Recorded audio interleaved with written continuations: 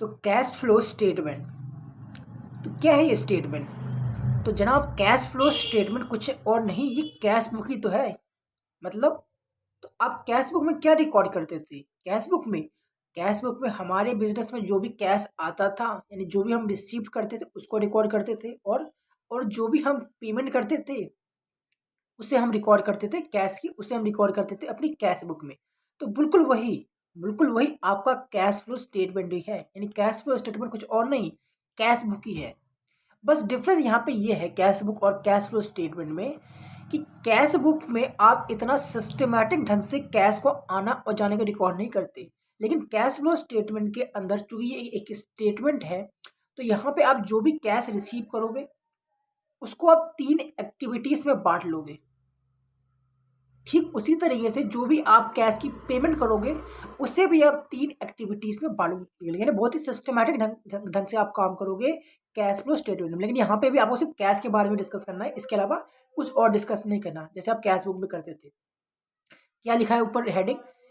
Cash flow statement.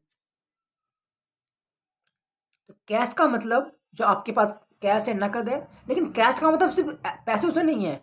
अगर आपके bag में कोई पैसा पड़ा हुआ है ना, तो वो भी आपको कैश में काउंट करना है इस चैप्टर के अंदर। और भी बहुत सारी चीज़ें आपकी कैश के अंदर आती है, जिसके बारे में हम डिस्कस करेंगे आने वाले क्लासेस के अंदर। दूसरा आगे लिखा है आपको फ्लो। तो फ्लो का मतलब होता है आपका चेंज होना, लगातार आपका चेंज होना, उसे हम कहते हैं फ्लो। आगे स्टेटमेंट। अच्छा, यहाँ पे मैं एक चीज़ क्लियर कर दूं, अगर आपसे कोई ये पूछे क्या कैश फ्लो स्टेटमेंट क्या बिजनेस के फाइनेंशियल स्टेटमेंट का पार्ट है, तो इसका आंसर यस भी है और इसका आंसर नो भी है। देखो बिजनेस के अंदर आपकी क्या क्या चीजें आती है, एक आपकी कंपनी आती है, पार्टनरशिप बिजनेस आता है और सोल प्रोप्राइटरशिप बिजनेस आता है, यानी कि बड़े बड़े अगर बात करें तो मेन आपकी 3-4 बिजनेस आ देते हैं। तो कैश फ्लो स्टेटमेंट जो है ना, वो कंपनी के फाइनेंशियल स्टेटमेंट का पार्ट है। कैश फ्लो स्टेटमेंट कंपनी के फाइनेंशियल स्टेटमेंट का पार्ट है, लेकिन सोल प्रोप्राइटरशिप और पार्टनरशिप बिजनेस के लिए कैश फ्लो स्टेटमेंट उनके फाइनेंशियल स्टेटमेंट का पार्ट नहीं है। यानी अगर आपसे कोई ये पूछे कि क्या कैश फ्लो स्टेटमेंट बिजनेस के फाइनेंशियल स्टेटमेंट का पार्ट है, तो आप उन्हें इस तरीके से ये बताना कि देखो बिजनेस में जो कंपनी वाला जो बिजनेस होता है उसके लिए तो कैश फ्लो स्टेटमेंट एक मैंडेटरी पार्ट है और फाइनेंशियल स्टेटमेंट ऑफ कंपनी, लेकिन जो अदर जो बिजनेस ऑर्गेनाइजेशन है उनके लिए कैश फ्लो स्टेटमेंट बनाना कंपलसरी नहीं है। यानी कहने का मतलब ये है कि कैश फ्लो स्टेटमेंट एक ऐसी स्टेटमेंट है जो बिल्कुल कैश बुक की तरह होती है, जहां पे हम कैश का आना यानी कैश का इनफ्लो और कैश का आउटफ्लो को रिकॉर्ड करते हैं, लेकिन बहुत ही सिस्टमैटिक तरीके से। और ये स्टेटमेंट कंपनी के लिए बनाना कंपलसरी होता है, अदर बिजनेस के लिए बनाना कंपलसरी नहीं होता। यानी कि फर्स्ट में क्या लिखा है मैंने कि mandatory part of financial statement of company, यानी कंपनी के लिए तो भाई मैंडेटरी पार्ट है। दूसरा कि कि कैश फ्लो स्टेटमेंट को गवर्न किया जाता है आपका अकाउंटिंग स्टैंडर्ड 3 के द्वारा। तीसरा, ये क्या है? जैसे कि मैंने आपको कहा कि ये एक समराइज है, यानी ये बिल्कुल ये कैश बुक की तरह ही आपका होता है, बस ये थोड़ा आपको प्रेजेंटेशन यहाँ पे थोड़ी ज़्यादा होती है। चौथा, it show the movement of cash and cash equivalent during the reporting period, यानी कि जो भी एक पर्टिकुलर आपका जो ईयर है उसमें जो भी आपका कैश, देखो कैश इक्विवेलेंट का मतलब ये होता है कि कोई भी ऐसी चीज जो आपकी कैश के बराबर में है, जिसे आप बहुत ही इजीली कैश में कन्वर्ट कर सकते हो। जैसे बैंक का कोई बैलेंस पड़ा हुआ है, चेक है, तो ये कैश नहीं है, चेक कोई कैश थोड़ी है, लेकिन चेक को आप बहुत इजीली कैश में कन्वर्ट कर सकते हो 2-3 दिन में, तो उसे भी आप कैश ही की कैटेगरी में डालोगे इस चैप्टर के अंदर। पांचवा है कि वही जो आपको मैंने कहा कि ये स्टेटमेंट क्या करता है, जो भी आपको कैश का इनफ्लो होता है, यानी जो भी कैश आता है और जो भी आपकी बिजनेस से जो कैश जाता है उसके फ्लो को आप यहाँ पे आप रिकॉर्ड करते हो, जिसे हम कहते हैं कैश फ्लो स्टेटमेंट, जो हमें अकाउंटिंग स्टैंडर्ड 3 के हिसाब से बनाना होता है। अब हम बात करते हैं कि हमारे कैश फ्लो स्टेटमेंट में किन किन तरीके से कैश का फ्लो होता है। फ्लो का मतलब किस तरीके से चेंजेस होते हैं हमारे कैश के अंदर। तो मैंने आपको कहा था स्टार्टिंग में कि कैश फ्लो स्टेटमेंट में जो भी कैश का फ्लो होता है उससे हम 3 एक्टिविटीज में बांट देते हैं। पहला घर जिसका नाम है ऑपरेटिंग एक्टिविटी, दूसरा घर जिसका नाम है इन्वेस्टमेंट एक्टिविटी, तीसरा घर जिसका नाम है आपका फाइनेंसिंग एक्टिविटी। ये 3 टाइप के आपके घर होते हैं। वैसे जब आप कैश फ्लो स्टेटमेंट जो बनाओगे, जो आपको अकाउंटिंग स्टैंडर्ड 3 के हिसाब से जो बनाना है ना, तो उसमें सबसे पहले आपको शो करना है ऑपरेटिंग एक्टिविटी, फिर इन्वेस्टमेंट एक्टिविटी, फिर आपको फाइनेंसिंग एक्टिविटी। इस तरीके से आपको कैश का फ्लो को शो करना है। लेकिन एक्चुअली में जो रियलिटी में जो जो काम जो होता है ना किसी भी कंपनी में, वो ऑपरेटिंग एक्टिविटी से स्टार्ट नहीं होता, वो फाइनेंसिंग एक्टिविटी से स्टार्ट होता है। फॉर एग्जांपल, मान लो कि अगर आपको कोई बिजनेस करना है, तो क्या सबसे पहले आप बिजनेस करना स्टार्ट कर दोगे डायरेक्ट? नहीं, पहले आप फाइनेंस करोगे, पहले आप पैसे इकट्ठे करोगे। हो सकता है आपके पास कुछ पैसे हो, सेविंग हो, या हो सकता है कि आपको किसी से उधार मांगना पड़े। यानी कहने का मतलब मेरा ये है कि जब भी कोई आप नया बिजनेस स्टार्ट करते हैं हम, तो सीधा हम बिजनेस का काम स्टार्ट नहीं कर सकते, पहले हमें फाइनेंस करना पड़ता है। यानी कि एक्चुअली में वैसे तो आपकी ऐसे तो प्रेजेंटेशन जब करोगे तो आपको स्टार्टिंग करनी है ऑपरेटिंग एक्टिविटी से, लेकिन एक्चुअली में आपका जो बिजनेस जो स्टार्ट होता है वो स्टार्ट होता है फाइनेंसिंग एक्टिविटी से। तो पहले हम फाइनेंसिंग एक्टिविटी की बात कर लेते हैं। तो इस जैसा कि आपको क्लियर है आपके माइंड के अंदर कि कैश फ्लो स्टेटमेंट के अंदर हम कैश का आना और कैश का जाना हम रिकॉर्ड करेंगे। और जो भी कैश का आना आपको जो भी कैश का जाना होगा उसे हम 3 घर में बाँट लेंगे। पहला ऑपरेटिंग, दूसरा इन्वेस्टमेंट, तीसरा फाइनेंसिंग एक्टिविटी। तो अभी चूँकि मैं बात कर रहा हूँ फाइनेंसिंग एक्टिविटी की, जिसका मतलब ये होता है कि फंड को रेज़ करना, यानी पैसे को इकट्ठा करना बिज़नेस करने के लिए। तो ध्यान रखना कि कोई भी ऐसी चीज़, यानी कि कोई भी ऐसी चीज़ जिससे आपके बिज़नेस का कैपिटल और बोरोविंग इंक्रीज़ हो रहा है। कोई भी ऐसी चीज़ जिससे आपकी कंपनी का कैपिटल और आपकी कंपनी का बोरोविंग यानी उधार इंक्रीज़ हो रहा है, जिससे कारण आपके पास कैश आ रहा है, तो उसे आप फाइनेंसिंग एक्टिविटी में रिकॉर्ड करोगे जब आप बनाओगे कैश फ्लो स्टेटमेंट। तो कब-कब आपको तो मान लो कि आपको अगर अपनी कंपनी का अगर फंड रेज़ करना है ताकि बिज़नेस करने के लिए, तो आपके पास 2 ऑप्शन है। या तो आप अपनी कंपनी का कैपिटल इंक्रीज़ करके फंड को रेज़ कर लो। दूसरा ऑप्शन ये है कि आप अपनी कंपनी का बोरोविंग यानी उधार लेके आप अपना फंड को रेज़ कर लो। तो अगर आपको अपनी कंपनी का कैपिटल इंक्रीज़ करके अगर फंड को रेज़ करना है, तो आपके पास पहला ऑप्शन ये है कि आप चाहो तो अपनी कंपनी के शेयर्स इश्यू कर सकते हो। जब आप शेयर इश्यू करोगे, तो आपकी कंपनी की कैपिटल इंक्रीज़ होगी। लेकिन जैसे ही आप कंपनी के जब शेयर इश्यू करोगे, तो आपके पास क्या आएगा? पैसा आएगा, यानी कैश का इनफ्लो होगा। जब शेयर इश्यू करोगे तो कैश का इनफ्लो होगा ना, आपके पास कैश आएगा। यानी कि जब आप इश्यू करोगे शेयर, तो आपकी कंपनी की कैपिटल इंक्रीज होगी और आपके पास पैसा आएगा, यानी कैश का इनफ्लो होगा, जिसे आप रिकॉर्ड कर लोगे फाइनेंसिंग एक्टिविटी में। लेकिन जो शेयर्स आपने इश्यू करे हैं, उसके ऊपर आपको डिविडेंड भी तो देना पड़ेगा ना। आपको पता है कि शेयर के ऊपर हम डिविडेंड देते हैं। तो जब आप डिविडेंड दोगे, तो आपकी कंपनी की जेब से पैसा जाएगा, यानी कैश का आउटफ्लो होगा। तो इसे आप कहाँ दिखाओगे? इसे आप दिखाओगे फाइनेंसिंग एक्टिविटी के कैश के आउटफ्लो के कॉलम में। मान लो कि आपको अपनी कंपनी का जो फंड रेज करना है, वो कैपिटल को इंक्रीज करके नहीं करना, थ्रू आपको ब्रोविंग को यानी उधार लेके आपको अपनी कंपनी का फंड रेज करना है। तो आपके पास फिर 2-3 ऑप्शन है। पहला ऑप्शन ये है कि आप चाहो तो अपनी कंपनी के डिवेंचर्स इशू कर सकते हो। अगर आपको उधार के वे में अगर आपको फंड को रेज करना है, तो आप डिवेंचर इशू कर सकते हो। तो जब आप डिवेंचर इशू करोगे, यानी इशू ऑफ डिवेंचर से क्या होगा? इशू ऑफ डिवेंचर से आपके पास पैसा आएगा पब्लिक से, यानी कैश का इनफ्लो होगा, जिसे आप रिकॉर्ड कर लोगे फाइनेंसिंग एक्टिविटी में। लेकिन जो आपने डिवेंचर इशू करे हैं, उसके ऊपर इंटरेस्ट तो देना पड़ेगा ना।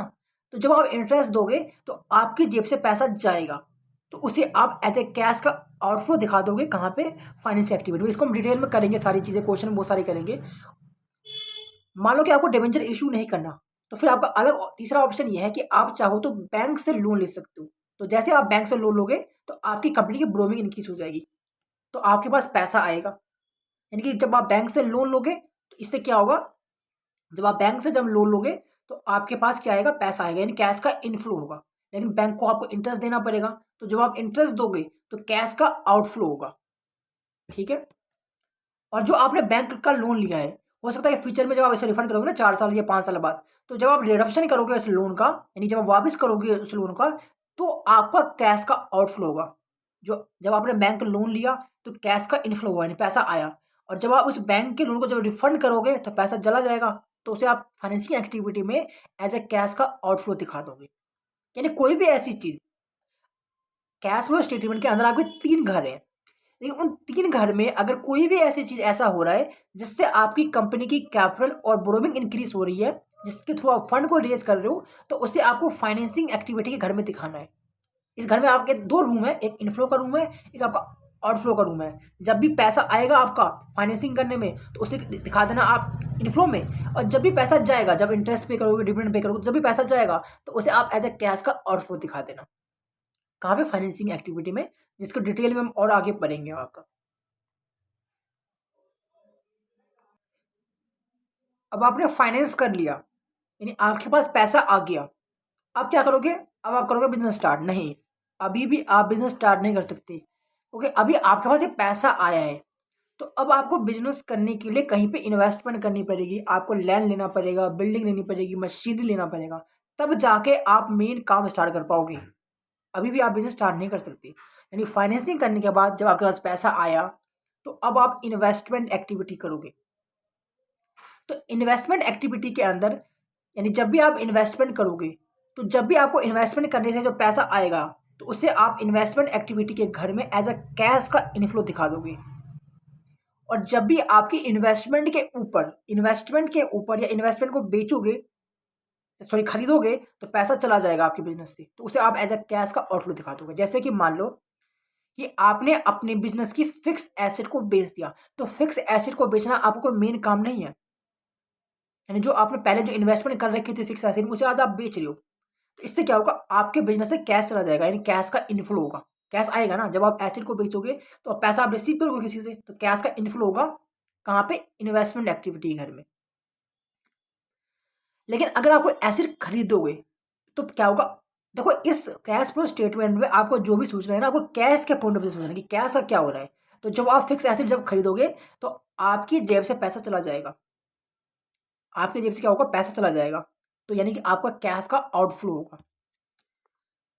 अगर आप कहीं पे इन्वेस्टमेंट करते हो, मान लो कि आप किसी कंपनी के अगर आप शेयर्स खरीदते हो, देखो, जब आप शेयर इश्यू करते हो ना, जब आप अपने कंपनी के जब खुद के जब शेयर इश्यू करते हो, तो वो फाइनेंसिंग एक्टिविटी होता है, यानी आप फंड को रेज कर रहे हो, जो आपका आता है फाइनेंसिंग एक्टिविटी के अंदर। लेकिन जब आप खुद किसी और कंपनी के जब आप शेयर्स परचेज करते हो ना, तो ये आपका क्या है? तो ये आपका, यानी कि इसका मतलब ये कि आप इन्वेस्टमेंट कर रहे हो। जब आप किसी और कंपनी के जब शेयर्स खरीदते हो, तो इसका मतलब आप इन्वेस्टमेंट कर रहे हो। तो ये आपका इन्वेस्टमेंट एक्टिविटी में आएगा। लेकिन जब आप खुद के जब शेयर इश्यू करते हो, इसका मतलब आप फंड को रेज़ करने के लिए शेयर इश्यू कर रहे हो, यानी वो फाइनेंशियल एक्टिविटी में आएगा। यानी कि आपने कोई, मान लो कि आपने कोई इन्वेस्टमेंट कर रखी थी, कहीं भी इन्वेस्टमेंट कर रखी थी, उसे आप जब बेचोगे ना, तो आपके पास पैसा आएगा। मान लो कि अब मैंने 1 लाख की इन्वेस्टमेंट कर रखी है, और आज मैं इस 1 लाख की इन्वेस्टमेंट को किसी और को बेच रहा हूँ, तो मेरे पास पैसा आएगा ना 1 लाख रुपए का, तो यहाँ पे कैश का इनफ्लो होगा, तो यहाँ पे रिकॉर्ड कर दूँगा मैं। लेकिन मैं कोई नई इन्वेस्टमेंट खरीदूँगा, मान लो कि मैं कहीं पे नई इन्वेस्टमेंट खरीद रहा हूँ, इससे क्या होगा? मेरी इन्वेस्टमेंट तो बढ़ जाएगी, लेकिन मेरी जेब से कैश तो चला जाएगा ना, क्योंकि हमें यहाँ पे कैश को रिकॉर्ड करना है, यानी कैश का होगा आउटफ्लो जब हम इन्वेस्टमेंट को परचेज करते हैं। डिविडेंड रिसीव के देखो, जब आपकी कंपनी जब शेयर इश्यू करती है, तो क्या कहाँ पे आता है? वो फाइनेंसिंग एक्टिविटी में आता है। और जब आप शेयर इश्यू करते हो, तो आपको डिविडेंड पे करना होता है, तो वो भी आपको फाइनेंसिंग एक्टिविटी में एड होता है, कैश का आउटफ्लो। लेकिन जब आप डिविडेंड रिसीव करते हो ना, डिविडेंड रिसीव कब करते हो? जब आप किसी कंपनी के जब आप शेयर खरीदोगे, तो आपको वहाँ से डिविडेंड मिलेगा ना, तब आप डिविडेंड रिसीव करोगे। यानी कि डिविडेंड का रिसीव करना एक इन्वेस्टमेंट एक्टिविटी का पार्ट है, जबकि डिविडेंड का पे करना एक फाइनेंसिंग एक्टिविटी का पार्ट है। तो डिविडेंड आप कब पे करोगे? जब आपने शेयर इश्यू करे होंगे, तो डिविडेंड का पे करना फाइनेंसिंग एक्टिविटी का पार्ट है, जबकि डिविडेंड का रिसीव करना, कोई डिविडेंड आप कब रिसीव करोगे? जब आपने कहीं इन्वेस्टमेंट कर रखी हो। डिविडेंड का रिसीव करना इन्वेस्टमेंट एक्टिविटी है, और डिविडेंड का पे करना फाइनेंसिंग एक्टिविटी है। और जब आप डिविडेंड रिसीव करोगे, तो इससे क्या होगा? इससे आपके बिजनेस में कैश का इनफ्लो होगा, यानी कैश आपके पास आएगा। अब हम बात करते हैं मेन अपने ऑपरेटिंग एक्टिविटी। आपने आपने फाइनेंस कर लिया, आपने फाइनेंसिंग एक्टिविटी में फाइनेंस करके, शेयर इशू करके, डिबेंचर इशू करके, लोन लेके आपने फंड को रेज कर लिया। उसके बाद आपने, जब आपके पास पैसा आ गया, तो आपने इन्वेस्टमेंट भी कर दी। आपने लैंड खरीद लिया, आपने इन्वेस्टमेंट खरीद ली, बहुत सारी चीज़ें खरीद ली। तो अब आप उस इन्वेस्टमेंट के बेस पे आप मेन अपना जो बिज़नेस जो है वो आप स्टार्ट करोगे, यानी आप मेन अब अपना ऑपरेटिंग एक्टिविटी आप स्टार्ट करोगे बिज़नेस का। जो आपका मेन जो ऑपरेशन जो काम है, अब उसे आप स्टार्ट करोगे। तो अब यहाँ पे जो आपका मेन जो बिज़नेस है ना, अगर उसको करके कोई भी कैश का इनफ्लो हो रहा है या कोई भी कैश का आउटफ्लो हो रहा है, तो उसे आप दिखा दोगे ऑपरेटिंग एक्टिविटी में। यानी जो आपका मेन जो बिज़नेस है, अगर उस बिज़नेस को करके जो भी कैश आपके पास आ रहा है, कोई भी बिज़नेस की एक्टिविटी करने से कोई भी आपके पास से पैसा जा रहा है, तो उसे आप एज़ अ कैश का आउटफ्लो दिखा दोगे अपने ऑपरेटिंग एक्टिविटी के अंदर। जैसे कि मान लो कि आपने कोई अपने बिज़नेस की कोई गुड्स बेची, तो गुड्स का बेचना आपके बिज़नेस का मेन ऑपरेशन है, यानी मेन आपका काम है। तो जब आप अपने गुड्स को बेचोगे, तो कैश रिसीव करोगे ना, यानी कैश का इनफ्लो होगा, जिसे आप दिखा दोगे ऑपरेटिंग एक्टिविटी में। अगर आप कहीं से गुड्स खरीद रहे हो, तो आपकी जेब से पैसा जाएगा, तो आप एज़ अ कैश का आउटफ्लो दिखा दोगे अपने ऑपरेटिंग एक्टिविटी में। अगर आप अपने डेटर से कुछ रिसीव करते हो पैसा, तो आपके पास कैश आएगा, तो उसे आप एज़ अ कैश का इनफ्लो दिखा दोगे। लेकिन अगर आप अपने क्रेडिटर्स की पेमेंट करते हो, तो आपकी जेब से पैसा जाएगा, तो आप एज़ अ कैश का आउटफ्लो दिखा दोगे। अगर आप कहीं से कमीशन या फीस रिसीव करते हो, तो कैश का इनफ्लो होगा, उसे आप ऑपरेटिंग एक्टिविटी में दिखा दोगे। अगर आप अपने वर्कर को अगर आप वेजेस पे करते हो, तो आपकी जेब से कैश चला जाएगा, तो आप एज़ अ कैश का आउटफ्लो दिखा दोगे अपने ऑपरेटिंग एक्टिविटी के अंदर। अगर आप कोई सैलरी पे करते हो, तो आपका कैश का आउटफ्लो होगा। इन शॉर्ट अगर बात करूँ मैं, जो भी आप अपने मेन बिज़नेस करके जो भी आप कैश का आना जो भी आ रहा है या जो भी जा रहा है, उसे आप दिखा दोगे अपने ऑपरेटिंग एक्टिविटी में। आपने जो भी इन्वेस्टमेंट कर रखी है, उससे जो आप रिसीव कर रहे हो या पे कर रहे हो, उसे आप दिखा दोगे इन्वेस्टमेंट एक्टिविटी में। और जो आपने फंड को जो रेज़ किया है, तो उससे रिलेटेड जो भी कैश का आ रहा है या कोई कैश जा रहा है, उसे आप दिखा दोगे अपने फाइनेंसिंग एक्टिविटी के अंदर। तो इन शॉर्ट अगर मैं यहाँ तक की चीज़ें बात एक बार शॉर्ट में अगर मैं रिवाइज़ कर रहा हूँ, तो कैश फ्लो स्टेटमेंट एक कंपनी के फाइनेंशियल स्टेटमेंट का एक मैंडेटरी पार्ट होता है, जिससे गवर्न किया जाता है अकाउंटिंग स्टैंडर्ड 3 के द्वारा, जिसके अंदर हम कैश का आना और कैश के जाने को रिकॉर्ड करते हैं। यानी एक समराइज़ फॉर्म होता है कैश बुक की तरह ही। लेकिन यहाँ पे जो भी कैश आता है और कैश के जाने को हम 3 एक्टिविटी से बाँट देते हैं। पहला ऑपरेटिंग एक्टिविटी है, दूसरा इन्वेस्टमेंट एक्टिविटी, तीसरा फाइनेंसिंग एक्टिविटी। और इस स्टेटमेंट को बनाना कंपल्सरी होता है कंपनीज़ के लिए। और यहाँ पे हमने ये भी सीखा कि कैश के अंदर आपकी 3-4 चीज़ें आती है। जो आपके पास कैश इन हैंड है, या कोई बैंक में जो बैलेंस पड़ा हुआ है, या कोई चेक है, तो सारी चीज़ें आपकी कैश के इक्विवेलेंट ही मानी जाएगी इस चैप्टर के अंदर।